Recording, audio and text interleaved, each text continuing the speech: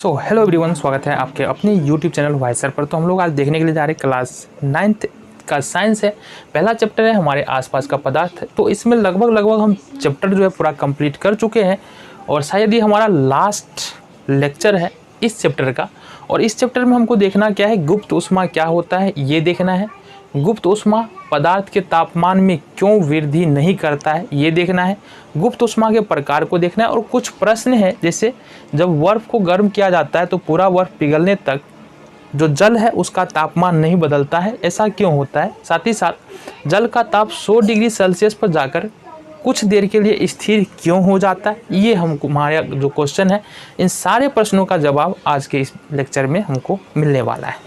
ठीक है, तो पहला जो हमारा है गुप्त ऊष्मा के बारे में पढ़ रहे हैं, तो जाहिर सी बात है जानना है हमको गुप्त ऊष्मा होता क्या है। देखो, ऊष्मा दे और गायब हो जाए तो उसको हम लोग गुप्त ऊष्मा कहेंगे। ठीक है, थोड़ा सुनने में अटपटा लग रहा है। एक एक्सपेरिमेंट के बारे में हम चर्चा कर लेते हैं ताकि गुप्त ऊष्मा हमको समझ में आ जाए। देखो, यहाँ से ये एक बर्तन है हमारे पास और नीचे में हमने आग लगा रखा है। ठीक है, ये हमने आग नीचे में जला रखा है। इसमें हमने एक आइस का टुकड़ा डाल रखा है। ठीक है, और एक थर्मामीटर यहाँ पर हम क्या कर रहे हैं, लगा रहे हैं। थर्मामीटर मतलब ताप मापने का यंत्र होता है थर्मामीटर, तो थर्मामीटर हमने लगा रखा है।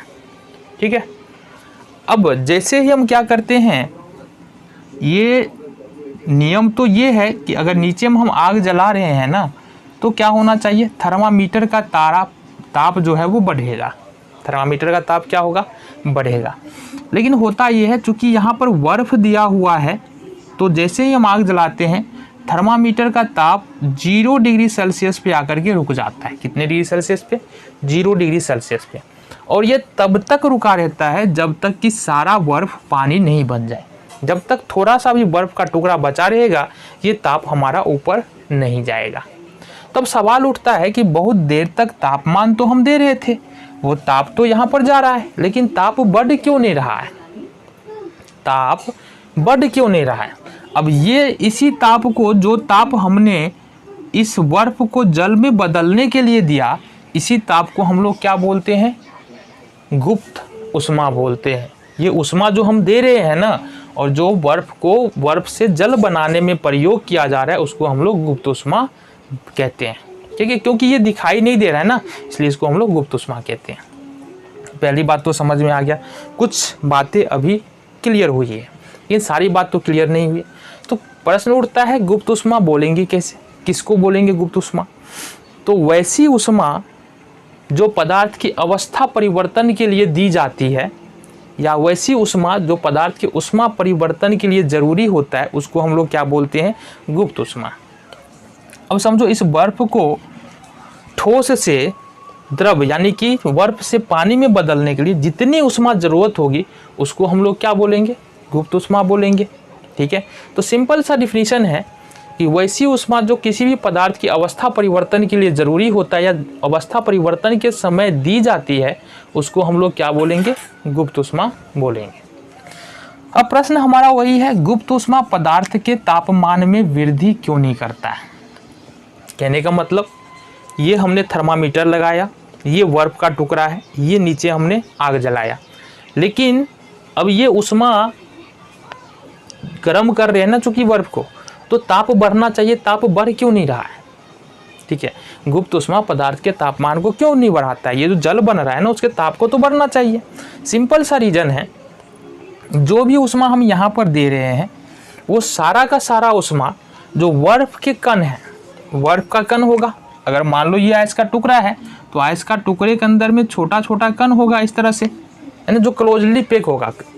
बर्फ ठोस है, ठोस क्यों है, क्योंकि इसके कणों के बीच में आकर्षण बल ज़्यादा है, इसलिए ठोस है। अब बर्फ से हमको गैस बनाना है, तो आकर्षण बल को कमज़ोर, बर्फ से द्रव बनाना है, ठोस से द्रव बनाना है, तो सिंपल सी बात है कि इस कण के बीच में जो आकर्षण बल है उसको क्या करना पड़ेगा, कमज़ोर करना पड़ेगा। अब इस इस जो कण के बीच में आकर्षण बल है उसको कमजोर करने के लिए क्या कर रहे हैं हम लोग, गर्म जो कर रहे हैं ना, जो सारा उष्मा है वो कहाँ जा रहा है, बर्फ के बीच में जो आकर्षण बल है उसको कम करने में जा रहा है। ये उष्मा कहाँ जा रहा है, बर्फ के कण जो एकदम अस्थिर चुपचाप बैठा हुआ है उसको गति देने के लिए खर्च हो रहा है। ठीक है, तो क्वेश्चन था हमारा, गुप्त उष्मा पदार्थ के तापमान में क्यों नहीं वृद्धि करता है, क्योंकि गुप्त उष्मा ये उष्मा तो जा रहा है लेकिन इसके कण के बीच में जो आकर्षण बल है उसको कमजोर कर रहा है, साथ ही साथ कण को गतिशील कर रहा है ताकि आकर्षण बल कमजोर हो, कण एक दूसरे से दूर हटे और ये ठोस से द्रव में बदल जाए। समझ में आ गया, चलो बहुत बढ़िया। अब देखो गुप्त उष्मा दो प्रकार के होते हैं। गुप्त उष्मा दो प्रकार के, एक होता है द्रवण की गुप्त उष्मा और एक होता है वाष्पन की गुप्त उष्मा। तो पहला देखना है अपने को द्रवण की गुप्त उष्मा। ठीक है, द्रवण की गुप्त उष्मा, ठीक है, ये देख लेना है अपने को क्या होता है। देखो अगर सीधा सीधी बात करें, अभी पूरा परिभाषा पे हम नहीं जा रहे हैं, सीधा सीधी बात करें, द्रवण की गुप्त उष्मा का मतलब ठोस अवस्था से द्रव अवस्था में बदलने के लिए जो उष्मा जरूरी होती है, जितनी मात्रा में, जितने अमाउंट में उष्मा की जरूरत होती है उसको हम लोग द्रवण की गुप्त उष्मा कहते हैं। कहने का मतलब क्या है, अभी जो हम बात कर रहे थे बर्फ को जो पिघला रहे हैं, अभी जो उष्मा यहाँ पर लगने वाला है ये क्या कहलाएगा, द्रवण की गुप्त उष्मा, क्योंकि यहाँ पर क्या हो रहा है, ठोस अवस्था से द्रव अवस्था में पदार्थ जा रहा है। जब हम ठोस अवस्था से द्रव अवस्था में पदार्थ को ले जाने के लिए जिस भी उष्मा, जो उष्मा हम लोग देते हैं उसको हम लोग बोलते हैं द्रवण की गुप्त उष्मा। समझ में आ गया, ठोस अवस्था से पदार्थ को द्रव अवस्था में बदलने के लिए जो अमाउंट ऑफ हीट दिया जाता है, जो उष्मा की मात्रा दी जाती है उसको हम लोग द्रवण की गुप्त उष्मा कहते हैं। ये तो चलो समझने के लिए ठीक है। परिभाषा क्या होगा इसका, द्रवण की या संलग्न की गुप्त उष्मा की परिभाषा क्या होगी। संलग्न की गुप्त उष्मा की परिभाषा देखेंगे, यहाँ पर दो तीन चीज हैं। चलो देखो सबसे पहली बात, किसी ठोस ले लेंगे क्योंकि ठोस को द्रव में बदल रहे हैं। किसी ठोस के 1 kg को सामान्य वायुमंडलीय या एक वायुमंडलीय दाब पर, यानी किसी ठोस के 1 kg को सामान्य वायुमंडलीय दाब पर ठोस से द्रव में बदलने के लिए, ठोस से द्रव में बदलने के लिए जितनी मात्रा में उष्मा की आवश्यकता होती है उसको हम लोग उस ठोस पदार्थ का द्रवण की गुप्त उष्मा कहते हैं। क्या बोलेंगे, द्रवण की गुप्त उष्मा। नहीं समझ में आया, समझो। किसी ठोस पदार्थ के 1 kg को एक वायुमंडलीय दाब पर ठोस से द्रव्य बनाने के लिए जितनी मात्रा में उष्मा लगेगी उसे उस ठोस पदार्थ का द्रवण की गुप्त उष्मा कहेंगे। उदाहरण से समझना है, आ जाओ। जो आइस यानी बर्फ का जो द्रवण की गुप्त उष्मा होता है वो होता है 3.347 × 10⁵ kg। अभी समझो, समझ में आएगा। बर्फ की जो द्रवण की गुप्त उष्मा होती है वो होता है 3.347 × 10⁵ kg। अब इसका मतलब क्या है, इसका मतलब ये है कि 1 kg बर्फ को, ठीक है, पहली बात 1 kg बर्फ होगा, उसको एक वायुमंडलीय दाब पर पानी बनाने के लिए यानी द्रव रूप में लाने के लिए 3.347 × 10⁵ जूल, है ना, इतने उष्मा की आवश्यकता होगी। कहने का मतलब है अगर बर्फ की द्रवण की गुप्त उष्मा 3.347 × 10⁵ kg है ना, kg जूल पर kg है ना, जूल पर kg है। इसका मतलब क्या हुआ, 1 kg बर्फ को एक वायुमंडलीय दाब पर ठोस से द्रव बनाने के लिए 3.347 × 10⁵ जूल उष्मा की आवश्यकता होती है। समझ में आ गया द्रवण की गुप्त उष्मा की परिभाषा। सिंपली बात है कि द्रवण को किसी ठोस पदार्थ के 1 kg को सामान्य वायुमंडलीय दाब पर ठोस से द्रव में बदलने के लिए जितनी मात्रा में उष्मा की आवश्यकता होती है उसको हम लोग द्रवण की गुप्त उष्मा कहते हैं। बातें समझ में आ गए। चलो ये हो गया हमारा। अब देखो यहाँ से जब बर्फ को गर्म किया जाता है तो पूरा बर्फ पिघलने तक जल का तापमान क्यों नहीं बदलता है। अब यहाँ पर देखो बर्फ को हम लोग गर्म कर रहे थे, जब तक थोड़ा भी बर्फ बचा रहेगा तो ये 0 डिग्री सेल्सियस पर ही जो है तापमापी का टेम्परेचर दिखाएगा। तो तापमान क्यों नहीं बदल रहा है, क्योंकि सिंपल सी बात है, जो भी उष्मा दे रहे हैं ये बर्फ के कणों के बीच में जो आकर्षण बल है उसको कमजोर करने में खर्च हो रहा है। जो उष्मा किस में खर्च हो रहा है, बर्फ के कणों के बीच में जो आकर्षण बल है उसको कमजोर करने में खर्च हो रहा है। दूसरा, बर्फ के कणों को गतिशील करने में खर्च हो रहा है। बर्फ के कण गतिशील होगा तभी तो एक दूसरे से दूर हटेगा तो आकर्षण बल कमजोर होगा, और दूर हटेगा तो वो द्रव में बदलना शुरू हो जाएगा। बातें समझ में आ गई। चलो जी, दूसरा है वाष्पन की गुप्त उष्मा क्या होता है। अब जाहिर सी बात है, जो दूसरा है हमारा वाष्पन की गुप्त उष्मा, वाष्पन की गुप्त उष्मा। सबसे पहली बात तो ये समझो, जो वाष्पन की गुप्त उष्मा है ना, वो जल से वाष्प बनाने की प्रक्रिया है। जल से जब वाष्प बनता है तो उसमें वाष्पन की गुप्त उष्मा को परिभाषित करते हैं। ठीक है, वाष्पन की गुप्त उष्मा क्या होता है, किसी पदार्थ को जब द्रव अवस्था से, या ये जल से वाष्प बनना वाष्पन की गुप्त उष्मा का उदाहरण हो गया, लेकिन किसी पदार्थ के द्रव अवस्था से अगर गैसीय अवस्था या वाष्प की अवस्था हम जब हम बदलते हैं, उस समय जो उष्मा देते हैं उसको हम वाष्पन की गुप्त उष्मा कहते हैं। अब इसकी परिभाषा की बात कर लेते हैं, क्या होगा वाष्पन की गुप्त उष्मा।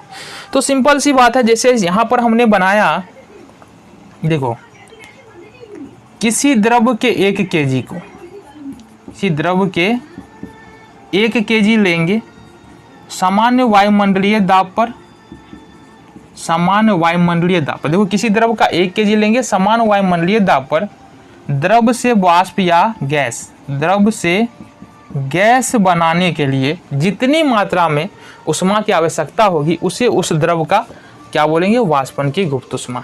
यानी कि किसी द्रव के 1 kg को द्रव से गैस में बदलने के लिए, अब समान वायुमंडलीय दाब तो हर जगह लगभग रहता ही है ना, किसी द्रव के 1 kg को द्रव से गैस में बदलने के लिए जितने मात्रा में उष्मा की आवश्यकता होती है उसे हम लोग वाष्पन की गुप्त उष्मा कहते हैं। उदाहरण से समझने आ जाओ।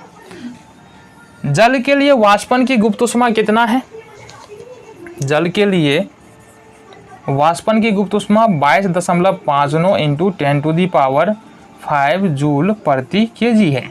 इसका मतलब क्या है, इसका मतलब ये हुआ कि 1 kg जल को, है ना, इसका मतलब हुआ 1 kg जल को समान वायुमंडलीय दाब पर, ठीक है, वाष्प बनाने के लिए 22.59 इंटू 10⁵ जूल उष्मा की आवश्यकता होती है। इसका मतलब ये हुआ, ठीक है, 1 kg जल को समान वायुमंडलीय दाब पर जल से गैस बनाने के लिए 22.59 इंटू 10⁵ जूल उष्मा की आवश्यकता होती है। यही उष्मा जो कहलाता है, ये क्या कहलाता है, वाष्पन की गुप्त उष्मा। अब प्रश्न उठता है, जल का तापमान 100 डिग्री सेल्सियस पर जाकर स्थिर क्यों हो जाता है।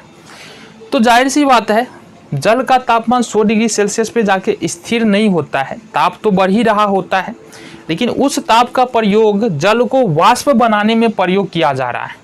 सपोज अब हम दूसरा ले लें, चलो इसको मिटा देते हैं, यहीं पर हम चित्र बनाते हैं।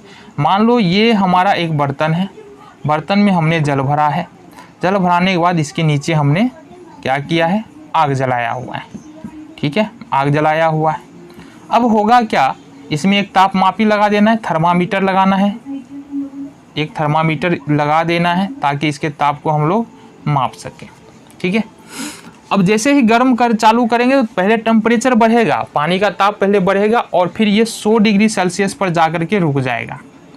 अब 100 डिग्री सेल्सियस पर जाकर क्यों रुक रहा है, क्योंकि हमको पता है कि 100 डिग्री सेल्सियस पर जब ताप पर जाएगा तो ये धीरे धीरे वाष्प बनना यानी क्वथन शुरू हो जाता है। क्या शुरू हो जाता है, क्वथन शुरू हो जाएगा। अब जब क्वथन के लिए जो आवश्यक उष्मा है, अब जो उष्मा 100 डिग्री सेल्सियस पर दी जा रही है, अब 100 डिग्री सेल्सियस ताप पर जो भी उसके बाद उष्मा दी जा रही है, सब का सब कहाँ प्रयोग हो रहा है, जल के कणों को वाष्प बनाने में प्रयोग हो रहा है, ठीक है, जल के कण को गैस बनाने में प्रयोग हो रहा है, इसलिए ताप नहीं बढ़ता है, ठीक है।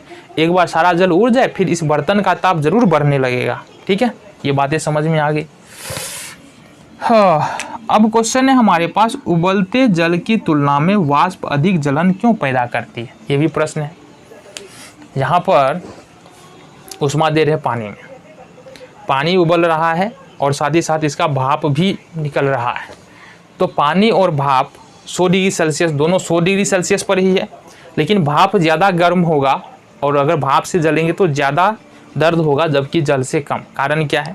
सिंपल सी बात है, क्योंकि जो वाष्प के साथ जो होता है ना, वाष्प जो बन रहा है वो जल से कहीं अधिक ऊष्मा ग्रहण किए हुआ है। क्योंकि जो ऊष्मा हम नीचे से दे रहे हैं 100 डिग्री सेल्सियस, ये पानी का ताप 100 डिग्री सेल्सियस है, लेकिन जो वाष्प बन के उड़ रहा है ना, वो तो कहीं पानी से थोड़ा ज़्यादा ही क्या है, ऊष्मा लिया हुआ है, तब तो वाष्प बना है। तो इसलिए जो वाष्प का क्या हुआ, वाष्प हमको ज़्यादा जलन पैदा करता है, पानी कम करता है, क्योंकि वाष्प के साथ जो है वो वाष्पन की गुप्त ऊष्मा होता है। जो ऊष्मा हम दे रहे हैं ना, जो यहाँ पर बढ़ नहीं रहा है, वो कौन लेके उड़ रहा है? वो वाष्प ही तो लेकर के उड़ रहा है, और वाष्प लेके उड़ रहा है तो वो तो जाहिर सी बात है ज़्यादा जलन पैदा करेगा। ठीक है, तो यहाँ पर वाष्पन की गुप्त ऊष्मा, क्वथन की गुप्त ऊष्मा और गुप्त ऊष्मा, ये सारा टॉपिक होता है समाप्त। मिलेंगे अगले वीडियो में।